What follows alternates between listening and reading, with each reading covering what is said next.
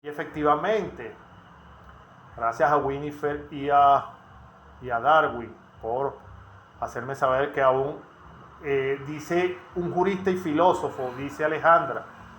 Efectivamente, gracias Alejandra.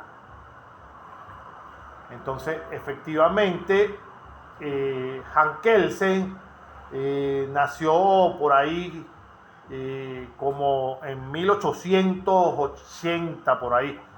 Insisto, la edad, la fecha exacta, oye, no me pidan que yo recuerde exactamente, pero nació como en 1880, esa es más o menos la época de Kelsen. Fue, por supuesto, ciertamente como lo dicen los compañeros, un jurista y filósofo de origen austriaco, y por supuesto era judío. ¿Y qué debemos conocer de él? De Kelsen.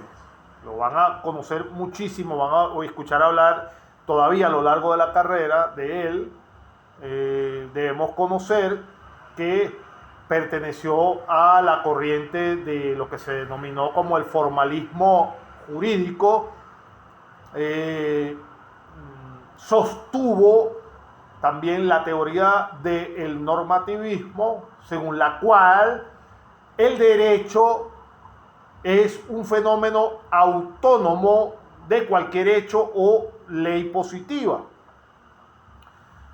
También van a representar, o si ya lo vieron, o si no se los van a mencionar en cualquier otra materia que le den, constitucional puede ser, lo que se conoce como la pirámide kelsiana. Siempre se menciona a Hans Kelsen por la pirámide de Kelsen.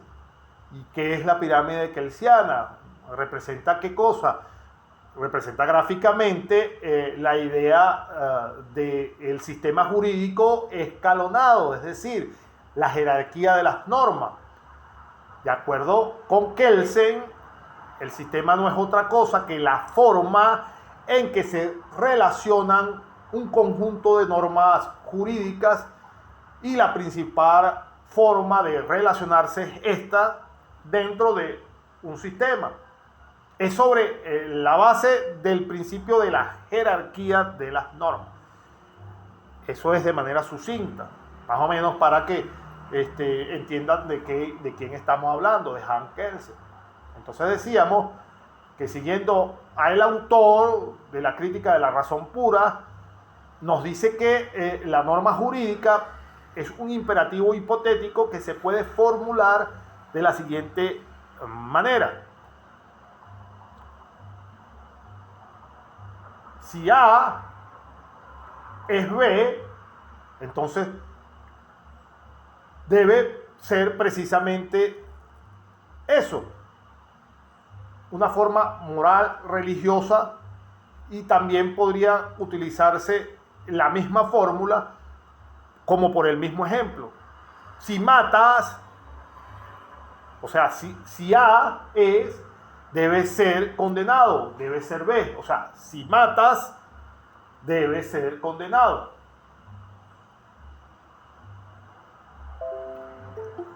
Un segundito, que alguien quiere conectarse a nuestra clase de hoy.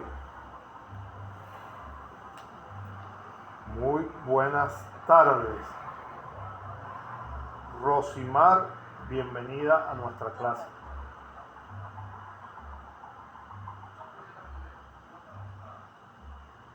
Rosimar.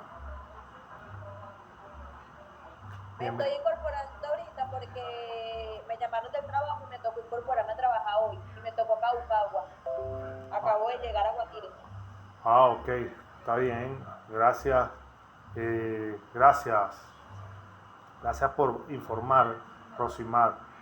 Entonces, decíamos entonces que dentro de este marco de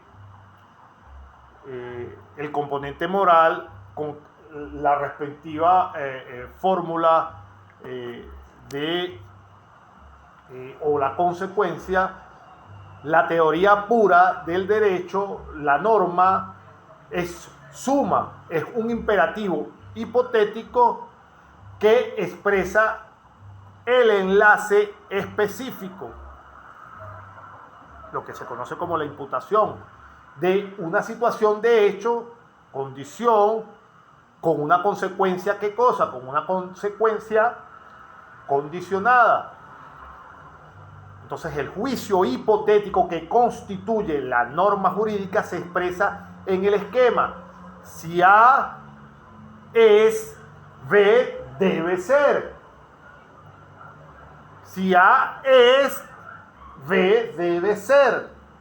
Siendo A, ¿qué cosa? La situación de hecho condicional. ¿Y B qué es? La consecuencia jurídica condicionada que se imputa a la primera. Me basta con que una sola persona me diga, ¿se entendió lo que dije en este momento? ¿Se me entendió? Alguien que me diga, no, sí se escuchó, profesor, se entendió. Gracias, Winifred, muy amable. Seguimos. Por ahí me contestó Viviana Quintero. Gracias, muy amable. Seguimos entonces. Seguimos.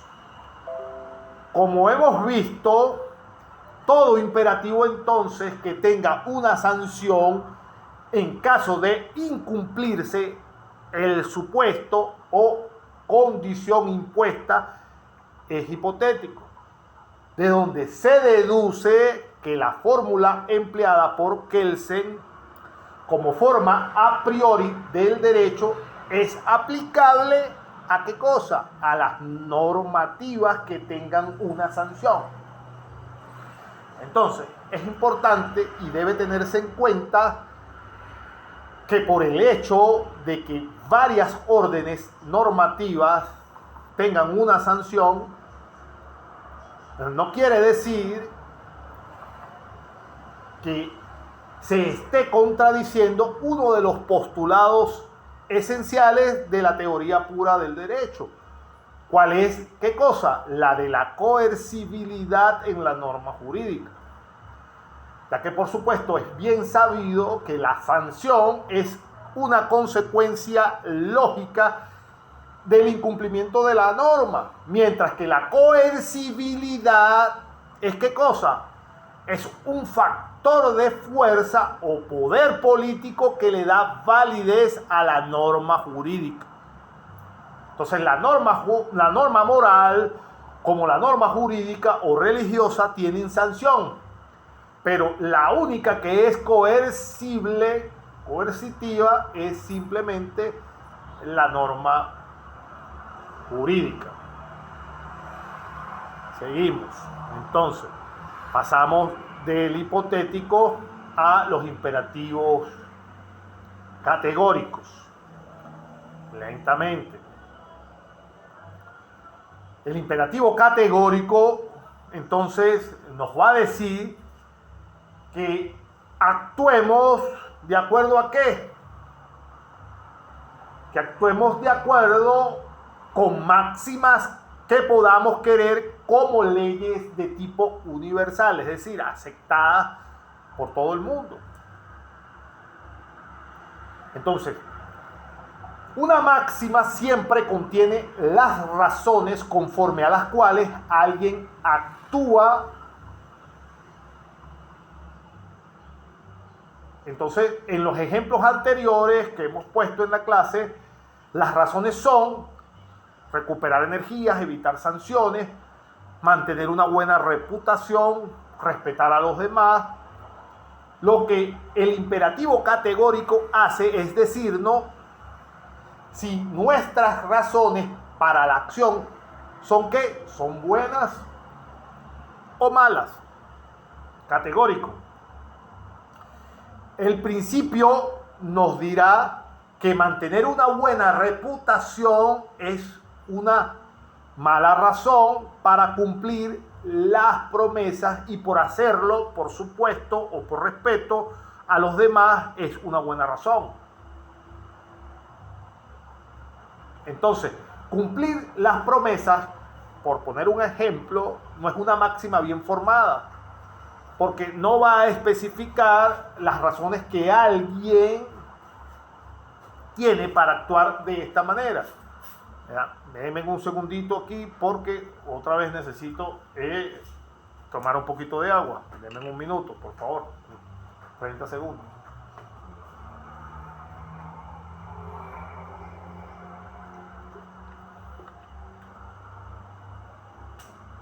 Decíamos entonces que el ejemplo de las promesas no iba a ser una máxima bien formada, porque no iba a especificar las razones que alguien tiene para actuar de una manera o de otra. Pero también entonces podemos mencionar la exposición de Kant, que no es perfectamente clara y consiste en qué cosa en este respecto. Kant sostenía,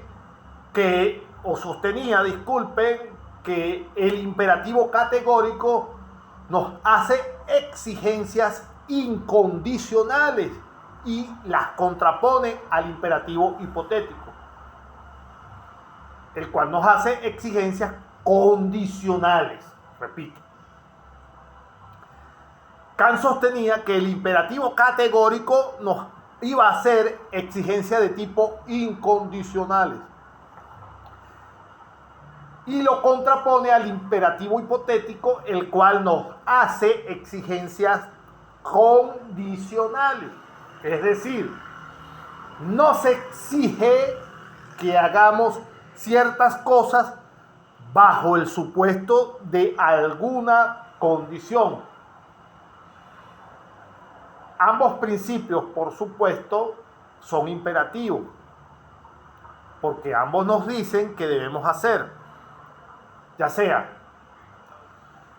actuar conforme a máximas que podamos querer como leyes universales, o bien que tomemos los medios necesarios para la realización de nuestros fines. Entonces, el imperativo hipotético nos hace una exigencia condicional en el siguiente sentido. No se exige que tomemos ciertos medios bajo el supuesto de que queremos un fin. Por ejemplo, si yo digo que tengo como fin aprender a nadar, el imperativo hipotético me exige que tome los medios necesarios para ese fin. Digamos, pues, que tome clases de natación.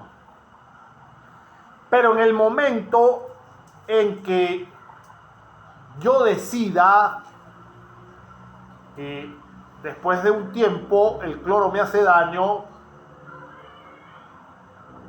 me daña la piel, el cloro de la piscina, entonces ya no me interesa aprender a nadar, el imperativo ya no me exige que tome clases de natación.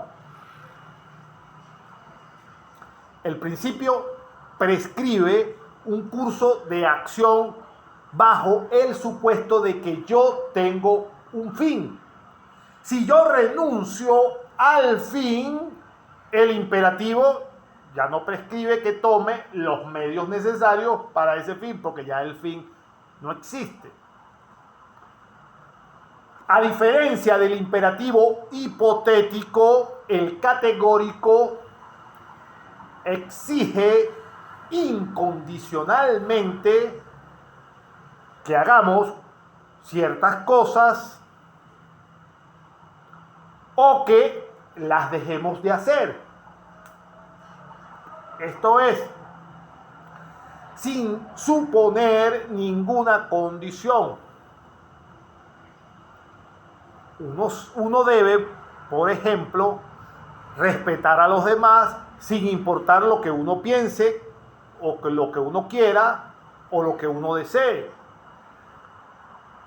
Además de apelar a qué cosa, nuestra intuición moral. Entonces, Kant, en su fundamentación, ofrece argumentos cuyo fin es, en parte, mostrar que las exigencias incondicionales de este imperativo están bien fundadas. Este imperativo, entonces, al igual que el hipotético, es también un principio de racionalidad práctica. ¿Por qué? Porque nos dice en qué consiste actuar racionalmente. Esto no va a significar que el problema con la conducta inmoral es que sea irracional. En la teoría de Kant, no es el caso que la persona moral actúe moralmente porque quiera ser racional. La persona moral actúa moralmente porque valora a la humanidad como un fin en sí mismo, en su persona y en la de los demás. El fin o la aspiración de la persona moral no es ser racional, sino tratar a la humanidad siempre como un fin y nunca como un mero medio. Aunque por supuesto la acción moral es al mismo tiempo racional, porque siempre la acción moral se va a adecuar a los principios que gobiernan la racionalidad práctica.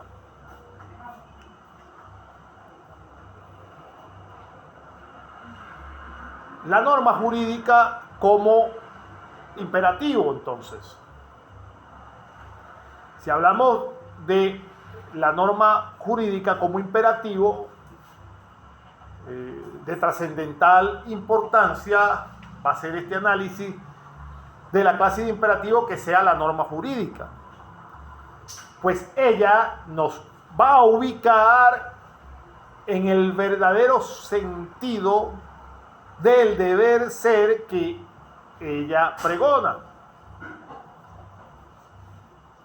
En una super genial innovación de Kelsen, ideó que el autor de la norma primaria y la norma secundaria, en el ejemplo, sería el siguiente: no debes matar, o si matas debes ser castigado.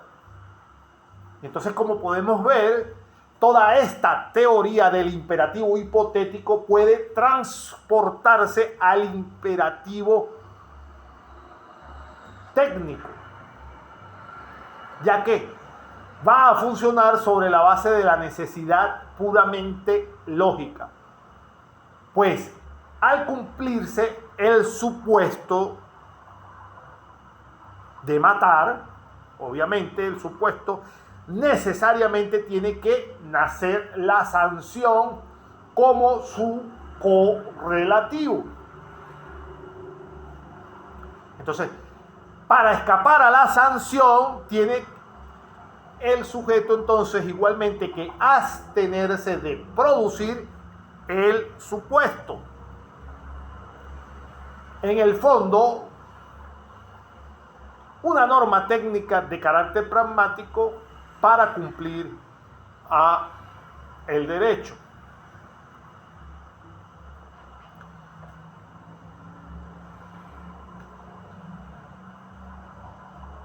De manera tal que pasemos a los pensamientos optativos. Para todos aquellos que se incorporaron un poco más tarde de nuestra clase, con el permiso de nuestros compañeros, vamos a aprovechar y vamos a indicarles de que va nuestra clase. De los que estamos conectados hasta ahora, observo estamos Alejandra, Viviana, Michael, Darwin y 3 más que mi pantalla no me permite verlo, pero presumo que debe ser Viviana, Paola y Rosimar.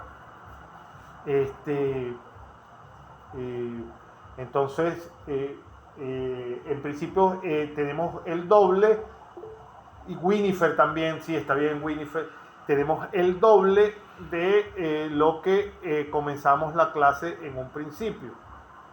Por consiguiente, vamos a aprovechar un segundito para... Winifred, adelante. ¿Me vas a preguntar algo, Winifred? Que veo la manito alzada, por favor. Winifred, te escucho. O te leo, Winifred, si me vas a preguntar algo.